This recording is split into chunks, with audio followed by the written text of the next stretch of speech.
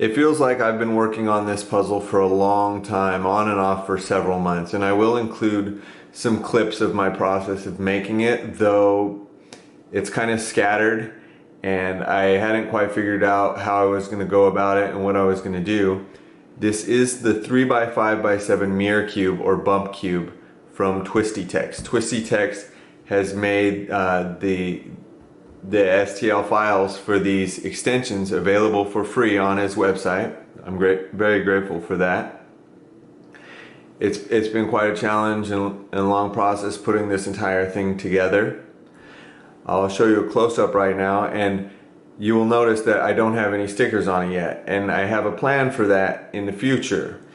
If you saw my last video, you might know what I'm talking about, and I'll explain more about that later. But first I want to show you a close-up of this puzzle so that you can see there are some scuff marks, there are some irregular round edges.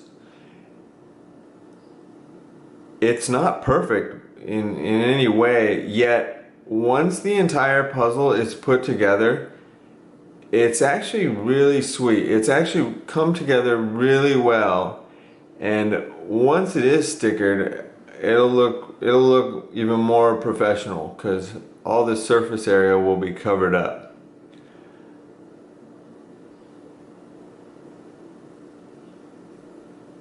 One thing I want to show you is on this face right here. If you can see the existing 7x7 inside here, because this face of the 7x7 is completely exposed. And this is where I filled the pieces with epoxy sculpt and sanded it down. I'm going to go ahead and put this puzzle into a checkerboard to show you the mirroring.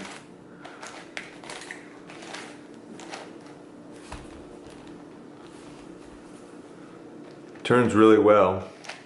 It's a Shangshao 7x7, just the standard one. I believe Twisty Tex has probably gone through an evolution of his 3x5x7 and made it using different extensions. These are the ones available to the public that anyone can make. I think recently some of the 3x5x7s he's made, I know one of the more recent ones uses a magnetic puzzle.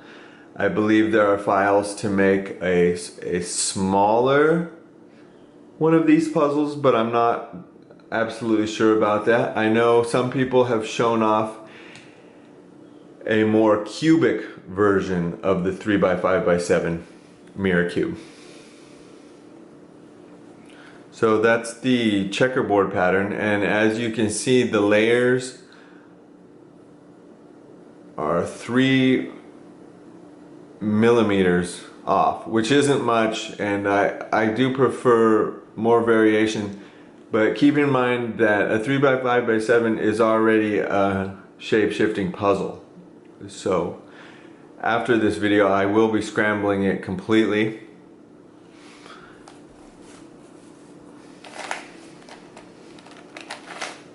It turns well since I've sanded the inside of the pieces. It doesn't make a whooshing 3D printed sound. It's a fairly big puzzle. I want to do a little bit of a size comparison here.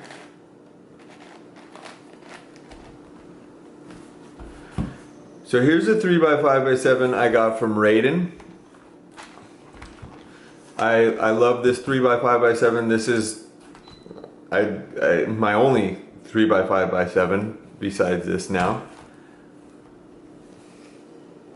It is smaller, and I can really appreciate the size of this one compared to how big this puzzle is. This 3x5x7 turns fantastic, and I really like it. It does make that sound, but it's not a big deal to me. The pieces aren't finished, but of course Raiden sells these, and so it's much less time consuming to not finish the 3D printed extensions. And he has extensions covering all the pieces. There's no exposed side like there is for this particular puzzle. Selling something like this would cost a lot of money because of the amount of time that goes into it. I don't have a Rubik's Cube available because my stuff is being packed up right now. But I will show you a mod I finally finished. So this is a 4x4 made out of the budget Moyu. And this is a bird cube that I made using, you know, traditional methods of epoxy sculpt, sanding, then designing a sticker template. It came out really good. It looks really clean and it turns amazing. It's so much better than having, you know, one of those tiled puzzles. My middle layer seems to take a little bit more to turn, but such a smooth moving puzzle. It took me a while to make this one because every piece is bandaged to another. So you have, I think how many pieces was it? I think it's 28 or 24. Let me see here. 1, 2, 3, 4, 8. So 16, 17, 18, 19, 20, 21, 22, 23, 24, 25, 26. 28 pieces, yeah, need to be bandaged together. So, and the 4x4s are tricky, you know, reassembling them because of the inner pieces, but everything kind of snapped in pretty well. Actually, this centerpiece that consists of several pieces, I would place it together and then take the cube and put it on top and kind of slide it off that way. So here's a size comparison of this puzzle compared to this. So this is a big puzzle, but it's sturdy. It's very sturdy.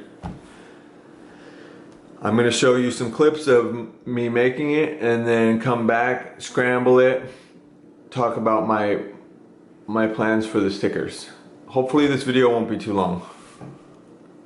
And I recently just finished this middle layer of pieces and I wanted to show you how it's going before I assemble that part of the puzzle, which will leave me with only one layer, the last layer. I haven't put as much time and effort as I did with the 5x5x7, which came out really well, and I'm happy I worked so hard on that one, but it's exhausting and I'm already over making this puzzle, so it's been a long process. I'm moving soon and I hope to finish this section of the puzzle and then put it away until I'm done moving, maybe, unless I just have to get to it. But I've only used 220 grit sandpaper and I have not sanded the external faces of the puzzle, only rounded off the sharp corners where the brim was attached to the 3D printed parts, and you know, I've rounded the edges so it'll move smoothly and just sanded the inner faces so when they rub together they don't make that scratchy noise. And I'm gonna reassemble that and I'll come right back and show you what it looks like so far. This is good progress so far. I'm happy with the results. The last few centers are always a pain for me to put in. I'm sure there's a better way to do it. So half the puzzle, well, a little over half since the middle layer is done too. I do plan to finish this puzzle giving the outer faces more sanding, using a finer sandpaper, and then something like Scotch-Brite or steel wool. I did have an idea, maybe take an orbital sander and maybe sand the entire faces at once, just because I'm lazy and I hate the idea of taking apart all these pieces and sanding them individually. But that's actually not a big project.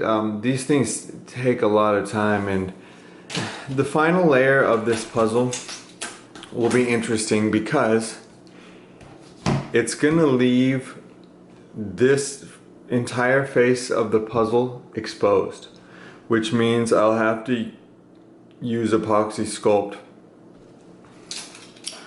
And fortunately, I will not have to deal with the centerpieces because this entire face is exposed.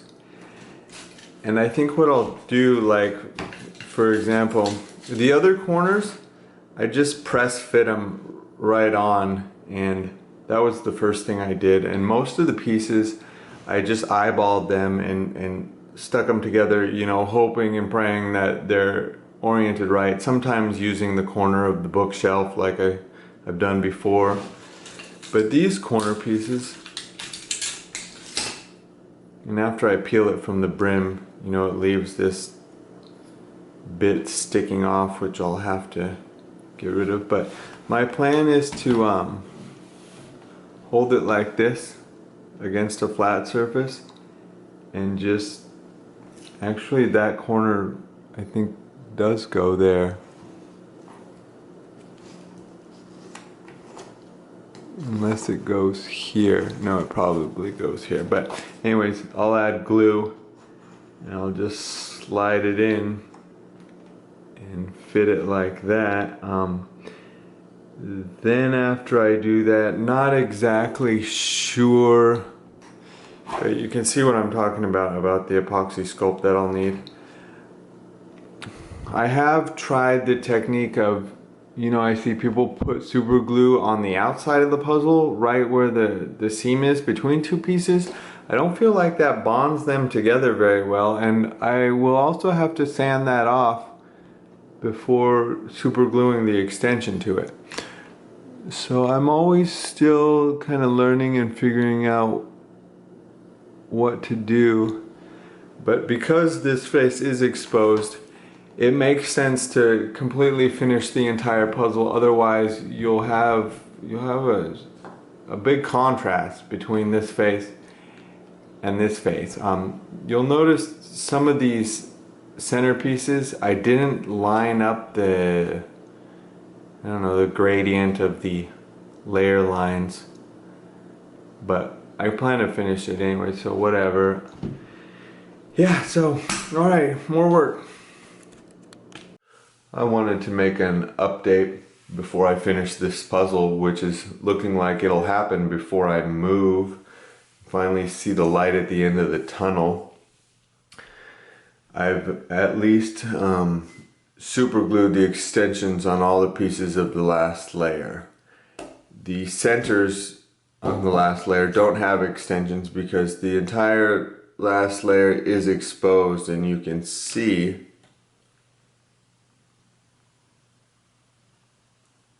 where the original piece of the puzzle is. Right here, it's exposed on the top.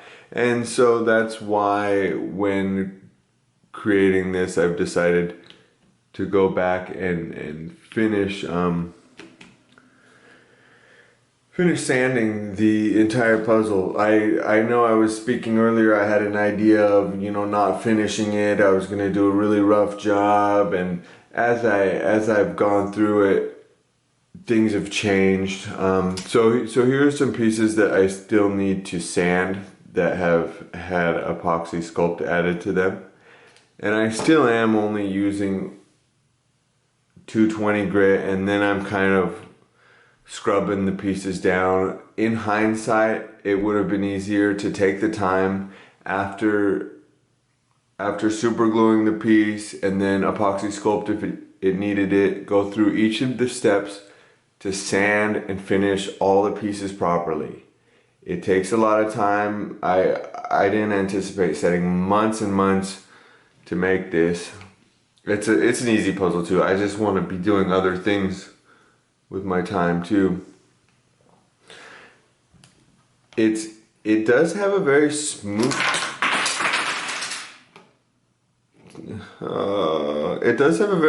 feel. I'll pick those up off the floor later. It does have a very smooth feel, and once I put stickers on it, it'll be totally decent, and put some lube in it, it'll look great. I did remove and finish this whole middle layer, and then as you can see, this bottom layer still needs to be sanded and finished. I originally Didn't think I need to, but because the top layer is exposed, that it's such a contrast that I should do that. Anyways. Alright, so you've seen some of the footage of me putting this together, some of the steps anyways. I may be repeating myself because I haven't looked at that footage yet. And definitely one thing I've learned is to set aside a lot of time for a project like this and just chip away at it and don't be in a hurry, because I didn't completely sand part of the puzzle, assembled it, and then decided that I need to disassemble it so I could finish those pieces, reassemble it again. So that was an extra step that I didn't need to take. In the future, I'd say the best method is to super glue the extensions on, finish that piece entirely with all the sanding steps you want to do, assemble it, and then that's it. So, my plans for stickering it. This puzzle would look sweet with one solid color. It would just be a good looking puzzle, but I want to get the most out of this. And in my last video I made a horror sticker mod of the Triamese mirror cube, and somebody mentioned in the comments that they thought the horror sticker scheme was kind of gimmicky, and I would have to agree. It is usually solved exactly the same way, just with the colors rather than the shape.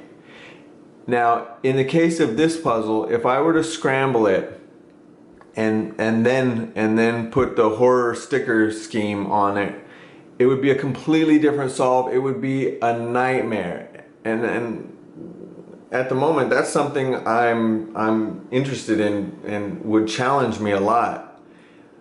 Look at the 3x5x7 horror cube that Super Antonio Vivaldi has, that Twisty Tex made for him, and his solve process, wow, it's solved completely different than the normal 3x5x7 because he has to reduce each corner using an AI method while preserving the edges, and it looks fantastic. I mean, I've already spent so much time on this puzzle. I might as well take the time to scramble it and then measure each of the pieces, which I have a method I'm thinking about doing to make that easier, and create the horror sticker scheme to just enhance the playability of this puzzle, to give me two very unique solves, one being solved by shape and one being solved by color, which will take an AI reduction solve. I've tried doing an AI reduction solve of the 4x6x8. I can't do, that's too big of a puzzle for me. But the 2x4x6, such an excellent, fun reduction solve. I could try a reduction solve on this. I should probably go ahead and do that.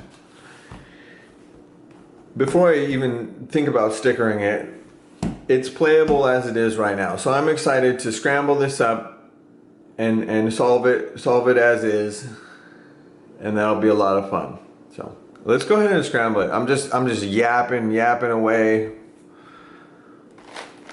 So first, I'm gonna start out by, doing some 180 turns, practically checkerboarding it again here. Everything needs to be lined up.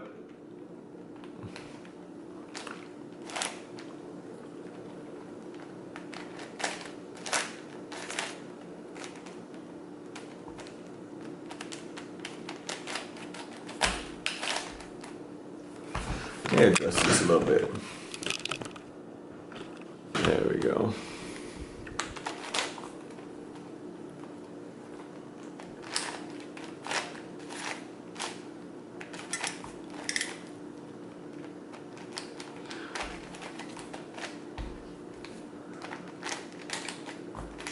It's only a little awkward for me to turn right now because the position of my camera. It turns great though. You know, the main thing to be careful of with these puzzles is just super gluing the correct piece, the correct extension on the correct piece, and doing it carefully and trying to make sure that it's on there straight.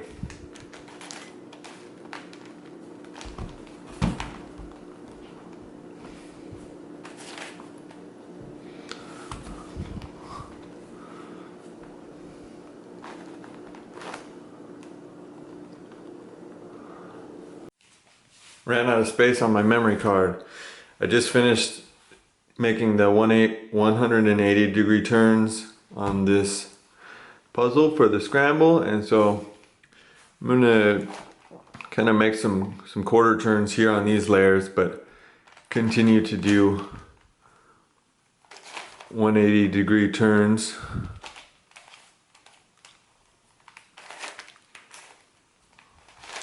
on the other layers.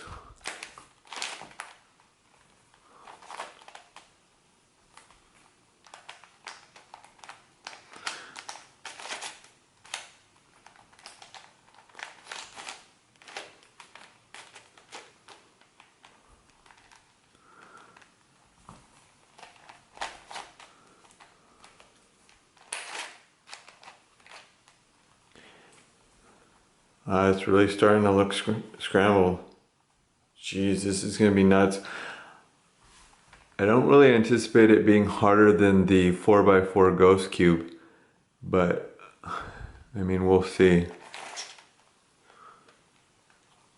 Trying to separate any pieces that are the same size being next to each other.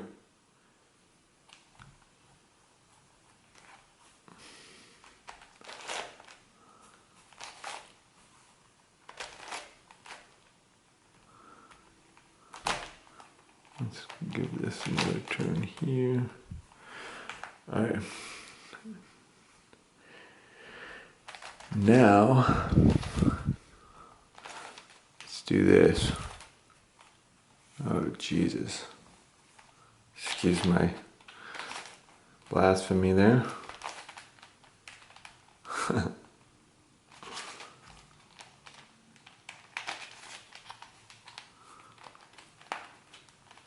Oh boy.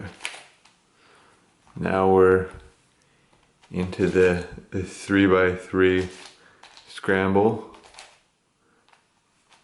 Oh man, somehow I got all those pieces mashed up right here. That's alright, during the solve, you know, it'll scramble up some more.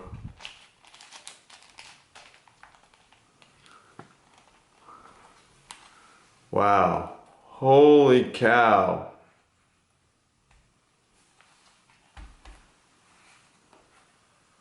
That's it right there. 3x5x7 mirror cube. I hope you got something out of this video. Oh, before I go, future plans for my next project. This is the only one I have in mind.